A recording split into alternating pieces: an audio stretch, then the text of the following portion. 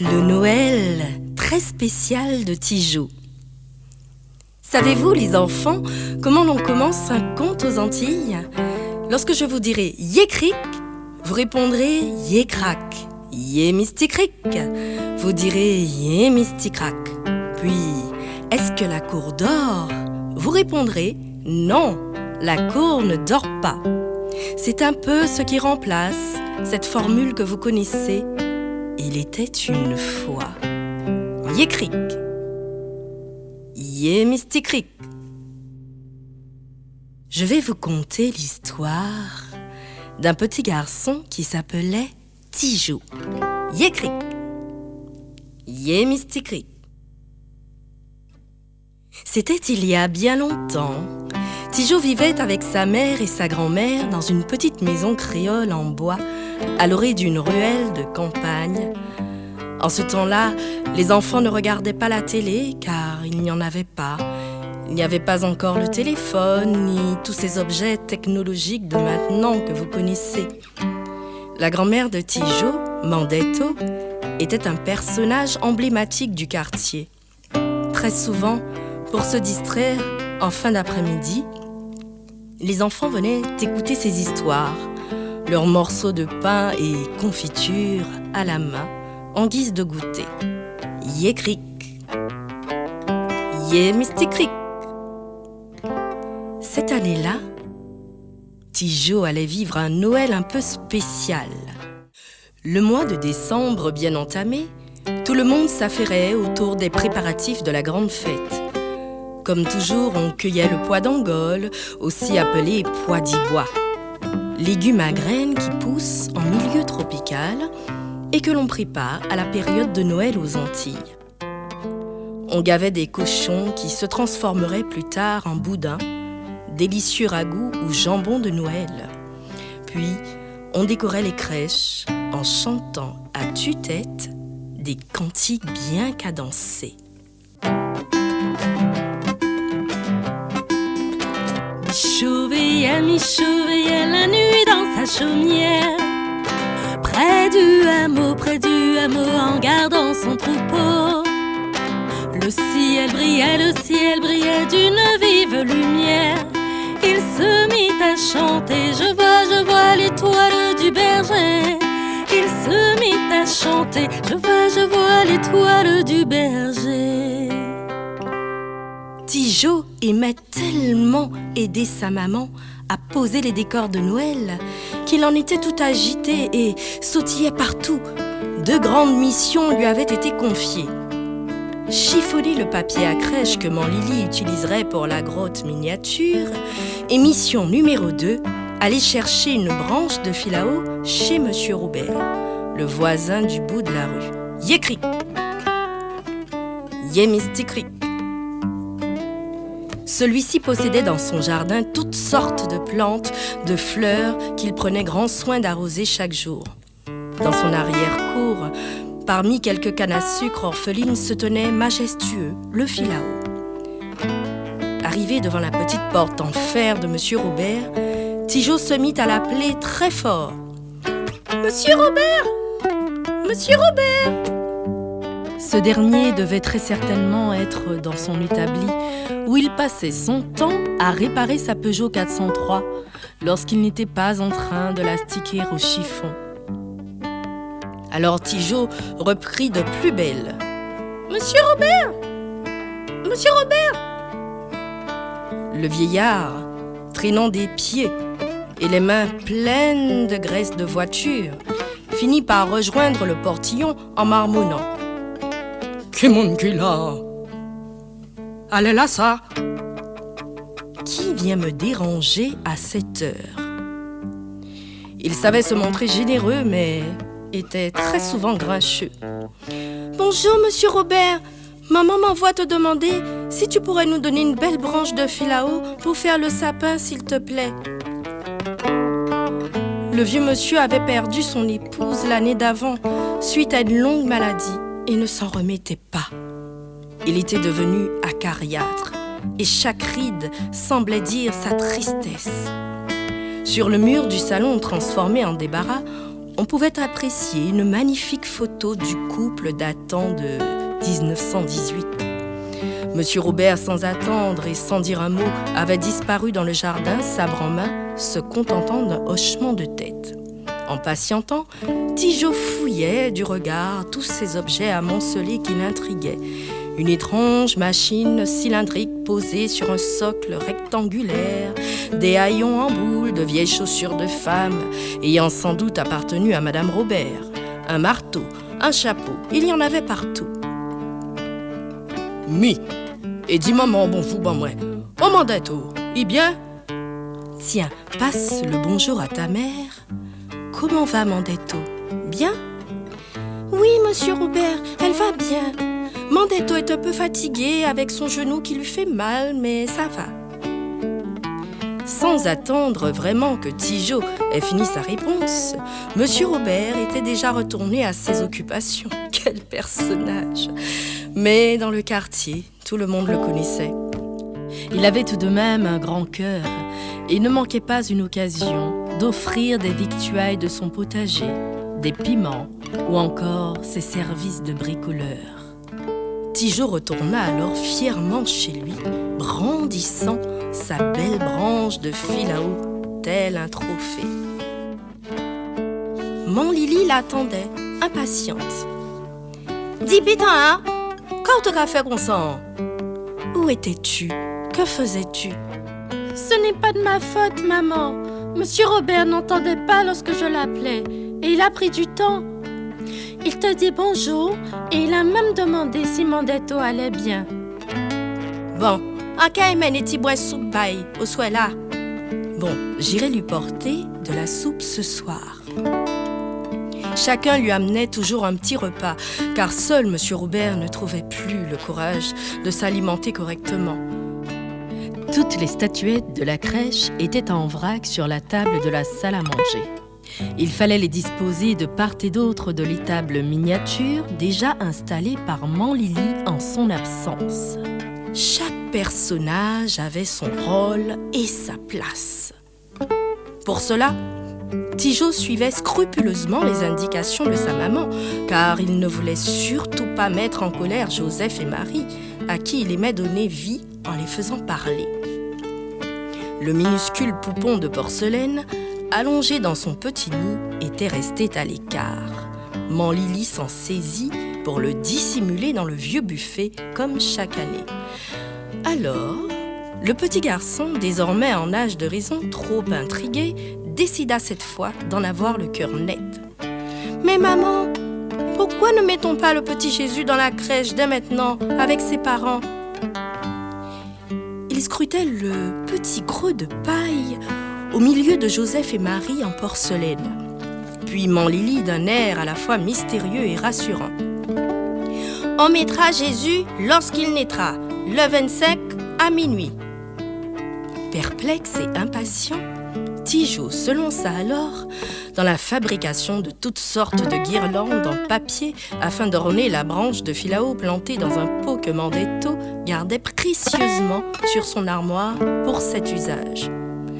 Afin d'égayer l'atmosphère, la grand-mère de Tigeau, qui aimait faire la fête, décida de mettre un disque de cantiques que leur avait offert une cousine l'année dernière.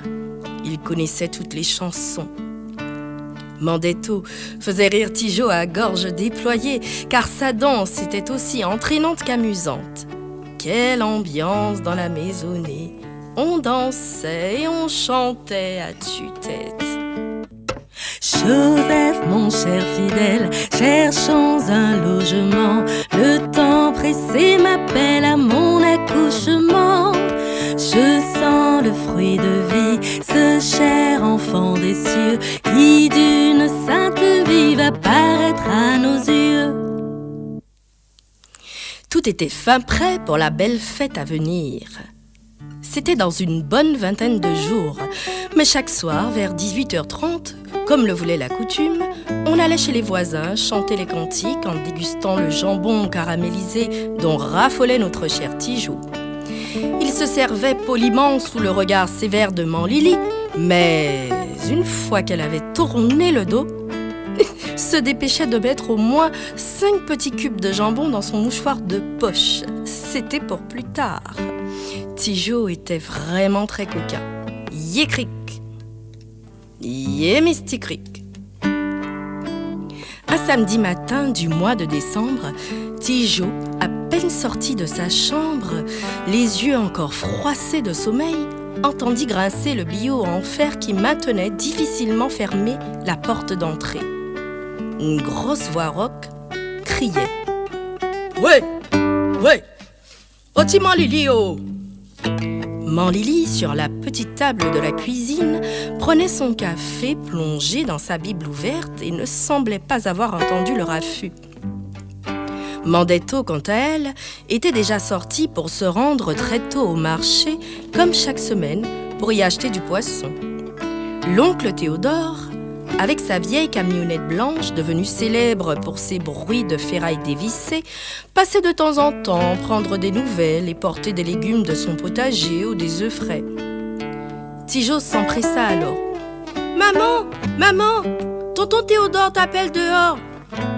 Notre jeune ami aimait ses visites, car son oncle avait toujours pour lui une petite surprise ou une friandise. Manlili, qui n'aimait pas interrompre sa prière du matin, se leva d'un pas nonchalant pour se rendre jusqu'à l'entrée. « C'est on qui est là? Papa, j'entends-vous. C'est Timona qui dit moi on t'est là. »« Ah, c'est toi. Je ne t'ai pas entendu. C'est le petit qui m'a dit qu'il y avait quelqu'un. » Elle s'adressait à Théodore sans le regarder, tout en ouvrant la porte. L'homme se saisit d'une corde et alla en direction du coffre de son vieux taco. Des grognements aigus et assourdissants alertèrent Tigeau, qui guettait la scène depuis l'entrée. Théodore se livrait à une lutte acharnée pour faire descendre de la camionnette un énorme cochon noir au pelage luisant. La bête tirait vers l'arrière en bruinant de toutes ses forces.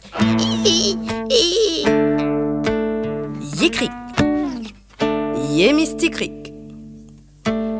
Lorsqu'enfin l'homme, dégoulinant de sueur, réussit à extraire l'animal, il tendit la corde à Manlili en disant « Mi mal cochon là, au témoin des moins là.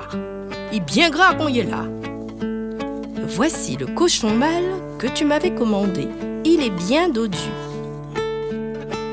Puis, Manlili, en observant la bête et en tâtonnant son énorme ventre, renchérit. « Ouais, nous qu'à faire un bel boudin rouge et pire. Ah, nous pourrons en faire un succulent boudin rouge. » Tigeau avait tout vu et tout entendu. Il n'osait pas trop s'approcher car le cochon, de par sa grande taille, l'impressionnait terriblement. En même temps, il avait aussi envie de le caresser. Au fond de la cour, à l'arrière de la petite maison, Manlili et Mandetto avaient fabriqué un abri de fortune avec de vieilles planches. C'était la demeure du nouvel arrivant. Yé-cric, yé-mystic-cric. Manlili. « Théodore, viens aller cochon là avec moi. »« Théodore, viens m'aider à faire avancer le cochon. »« Prends-moi corde là et bouez pas derrière. »« Donne-moi la corde et pousse-le par l'arrière. » Quelle animation dans la maison! Tigeau marchait à pas de loup en suivant tout ce qui se déroulait sous ses yeux ébahis. Il ne voulait pas en perdre une miette. Il attendait que passe l'agitation pour faire plus ample connaissance avec celui qui allait devenir son ami. Vous devinez de qui je parle. Yé-cric, yé-mystic-cric.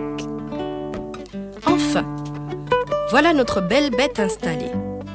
Manlili, débarrassée de cette corvée, partit se débarbouiller un peu avant d'aller servir un petit punch bien mérité à l'oncle Théodore. Pendant que les deux adultes échangeaient quelques potins du quartier, Tigeau décida de se rendre auprès de l'animal qui lui paraissait incroyablement triste. Il se saisit d'une brindille arrachée à l'oranger du jardin et se mit à marcher sur la pointe des pieds jusqu'à l'entrée de la geôle. Il sifflotait et faisait des petits bruits pour attirer l'attention du cochon. Psst, psst, psst. Je vais t'appeler compère Banjo et tu seras mon ami. Yé cric, yé misty cric. Ainsi venait de naître une belle histoire d'amitié entre Tijo et compère Banjo. Depuis ce jour, le petit garçon passait le plus clair de son temps à couvrir de 1001 attentions son super copain. Il s'asseyait même pour le regarder manger et lui racontait toutes ses aventures de la journée, espérant même qu'un jour compère Banjo pourrait lui répondre en parlant. Qui sait, le miracle allait-il peut-être se produire? Yé cric, yé misty cric. Un soir, alors qu'il regardait les étoiles depuis sa fenêtre pour s'endormir, Tijo vit passer une étoile filante. Mandetto lui avait dit que s'il faisait un vœu à ce moment précis, celui-ci serait exaucé.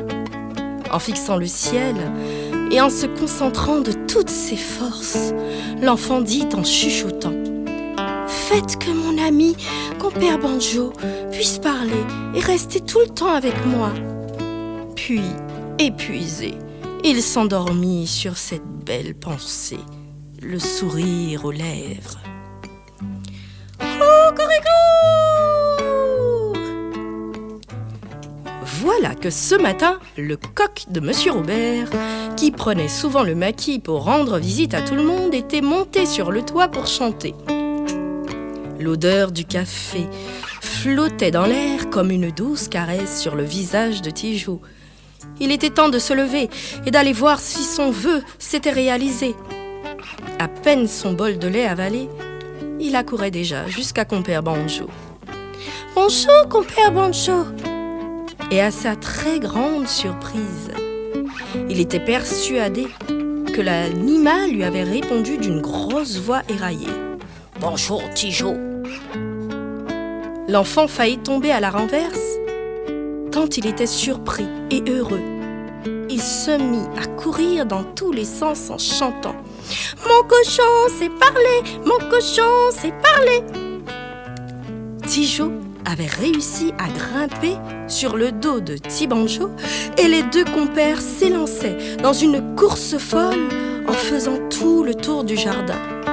Tijo s'accrochait au dos de compère Banjo comme sur un cheval. Mandetto, qui l'observait depuis la cuisine, se dit en souriant affectueusement: « Anti-moune, c'est un moune folle même !» Les enfants sont des petits foufous. On n'était maintenant plus qu'à une semaine du grand réveillon de Noël. On chantait à tout va, on passait de maison en maison tous les soirs. Les rues étaient gaies, avec leurs lampions de fortune. C'était la fête. Promptement levez-vous, mon voisin, le sauveur de la terre. Un enfant parmi nous, mon voisin, envoyé de son père, mon voisin. Allez, mon voisin, allez, allez, mon voisin, allez, allez, mon voisin, à la crèche, mon voisin. Allez, mon voisin, allez, allez, mon voisin, allez, allez, mon voisin, à la crèche. Mais plus le temps passait, et plus Tijo se sentait proche de son ami compère Banjo. Il n'imaginait pas le terrible destin qui attendait ce dernier. C'est une conversation de Mandetto avec la voisine Mama Ernestine qui allait lui mettre la puce à l'oreille. Cette dernière en passant la tête par-dessus le muret qui séparait les deux maisons. « Hé, voisine, combien on ravonne kilo cochon là, Mandetto? 5 francs. Ou pas t'es les boudins aussi? Ou qui mettez 2 kilos viande et 3 kilos boudin à côté, ben moi, s'il vous plaît. Oh là, chère voisine, combien coûte ton cochon au kilo? 5 francs. Ne voulais-tu pas du boudin aussi? Tu me mettras 2 kilos de viande et 3 kilos de boudin de côté, s'il te plaît. Le sort était jeté. Tijo venait de comprendre que l'on parlait de son meilleur ami, compère Banjo. Alors, le petit garçon, très en colère, se dit « Ça ne va pas se passer comme ça !» D'un pas bien décidé, il se rendit au logis de son ami car il fallait trouver une solution. Tijo s'accroupit pour parler à son cochon. Tout doucement, il dit: Banjo, Banjo, mon Lily et Mandetto veulent te transformer en viande pour vendre à tous les voisins. Il faut qu'on aille te cacher quelque part. Compère Banjo ouvrait de grands yeux ronds en écoutant son jeune ami. Ses pattes arrière commencèrent à trembler tant il avait peur. Tijo, Tijo, on nous partit vite. Tijo, partons vite, disait compère Banjo, la gorge serrée. Tijo reprit sur un ton très sérieux et concentré. J'ai un plan. Ce soir, comment Lily et Mandetto iront se coucher, je vais te faire passer par le petit trou du grillage. Il chuchotait, toujours, pour ne pas éveiller les soupçons de Manlili, qui les surveillait du coin de l'œil depuis sa cuisine. Ensuite, on ira te cacher dans la vieille maison abandonnée de Monsieur Julien. Depuis qu'il est mort, personne n'y habite. En plus, ce n'est pas très loin. Je viendrai te voir tous les jours. Mais j'ai un gros ventre, en tes bruits. Je vais rester coincé, dit Banjo. Ne t'en fais pas, je vais te pousser et on va gratter un peu la terre par en dessous. Notre ami Tijo avait plus d'un tour dans son sac. Yécric, Yémisticric. Maintenant que le plan d'évasion était élaboré, Tijo se sentait beaucoup mieux et se pavanait fièrement. Il attendait impatiemment l'heure du coucher. Enfin, tout le monde était au lit. Manlili était déjà passé border Tijo en annonçant même le passage imminent du marchand de sable. Le petit garçon malicieux et très excité de son plan fermait les yeux très fort pour simuler un sommeil profond. Yécric, Yémisticric. Un grand silence régnait à présent dans la maison. C'était le moment de passer à l'action. Tijo ne devait pas faire de bruit. Il sortit de sa chambre sur la pointe des pieds en respirant à peine, en s'armant de la lampe de poche offerte par l'oncle Théodore à son anniversaire. Une fois arrivé à la cage de Banjo, il lui fit signe de ne faire aucun bruit. Tijo tenait la lampe entre ses dents, car il faisait très sombre et tentait difficilement de défaire la corde bien nouée. Tout à coup, ils entendirent tousser très fort Mandetto. Kahem, kahem. Nos amis, pétrifiés de peur, ne bougeaient plus, ne respiraient même plus, en se regardant fixement. Ils attendaient que revienne le silence. Ouf! Terrible sueur froide. Il fallait accélérer la cadence des opérations. Tijo souleva le grillage et compère Banjo commença à ramper pour passer en dessous comme prévu. Ce n'était pas chose facile, car notre ami cochon avait une belle bedaine. Mais finalement, à force d'efforts et de persévérance, il réussit à passer de l'autre côté. Tijo grimpa alors promptement sur le dos de Banjo, sa lampe en main. Le convoi exceptionnel avançait aussi vite qu'il le pouvait jusqu'au refuge. Nos amis finirent par arriver à la cabane du père Julien. Il n'y avait plus qu'un vieux matelas poussiéreux à même le sol et une petite table qui tenait en équilibre sur 3 pieds. À l'extérieur, les herbes guinées, grandes herbes des campagnes tropicales, qui montaient jusqu'à la fébrile toiture, se chargeaient même de dissimuler l'habitat. Compère Banjo avait une cachette parfaite. Tijo décida alors d'attendre l'aube pour retourner chez lui, car il avait peur de l'obscurité et n'imaginait vraiment pas faire la route en sens inverse tout seul.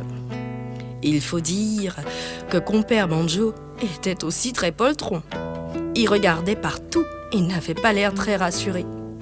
Mais après toutes ces aventures trépidantes, les amis s'endormirent d'un coup sur le vieux lit, à même le sol.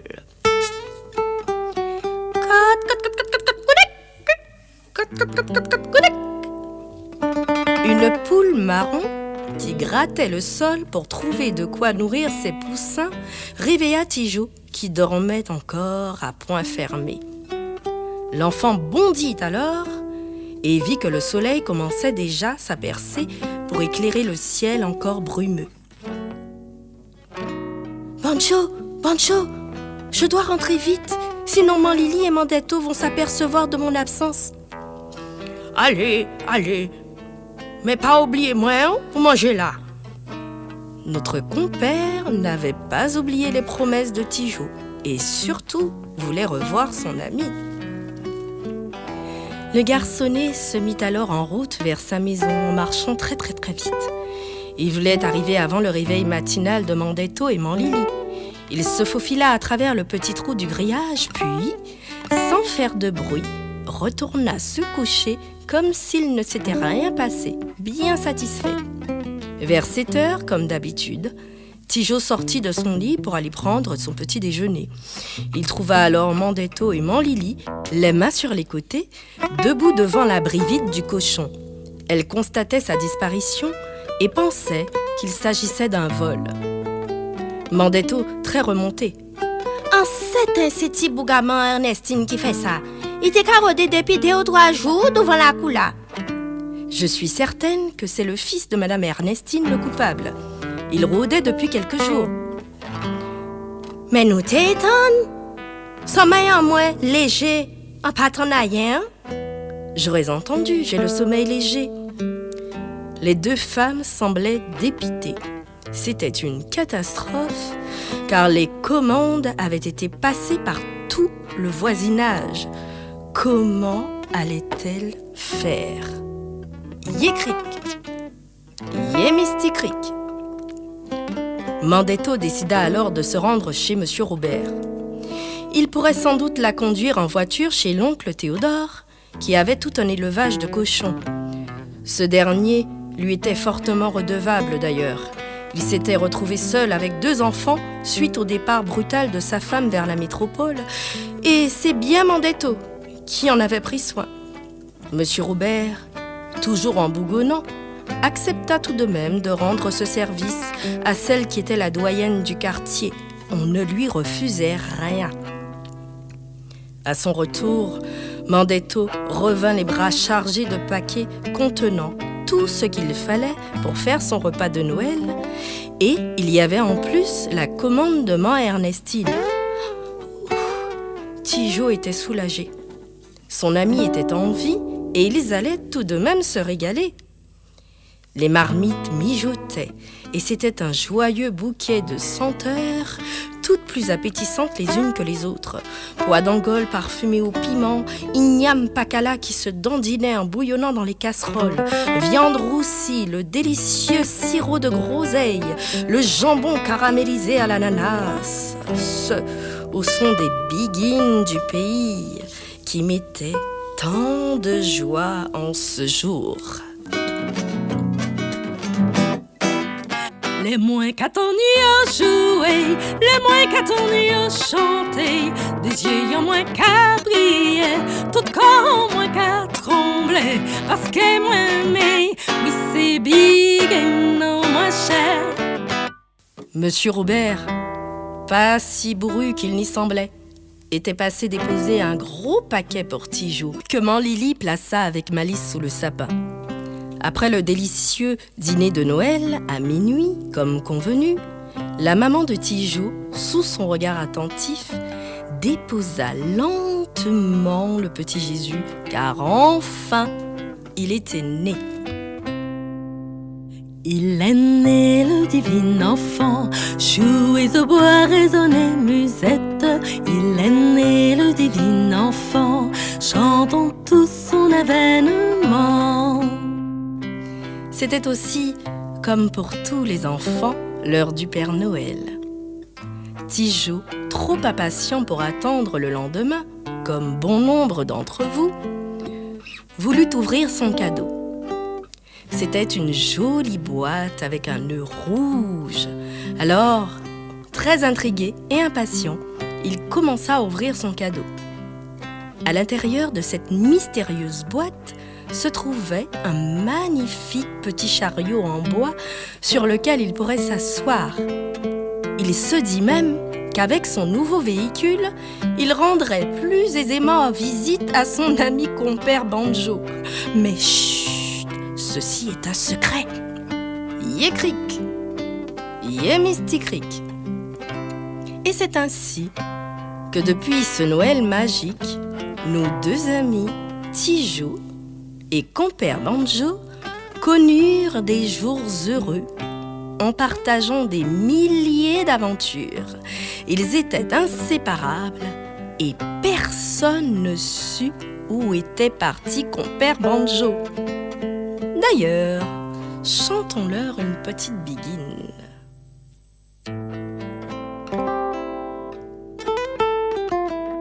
On t'y biguine pour Tijo et Banjo, on t'y biguine pour tous les bons amis. On t'y son pays en nous, on coulait la vie en en nous. On t'y biguine pour Tijo et Banjo, on t'y biguine pour tous les bons amis. On t'y son pays en nous, on coulait la vie en nous.